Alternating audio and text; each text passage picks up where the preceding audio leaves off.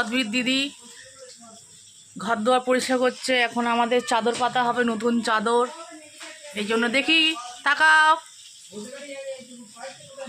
সব ঘর দুয়ার পরিষ্কার হচ্ছে, নতুন চাদর পাতা হবে ওই জন্য।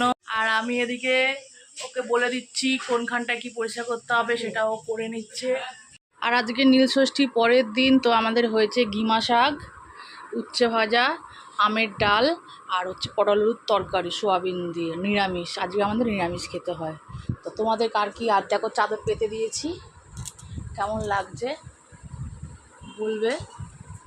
এই পর্দাগুলো কিনেছি, আর এই যে নতুন চাদর।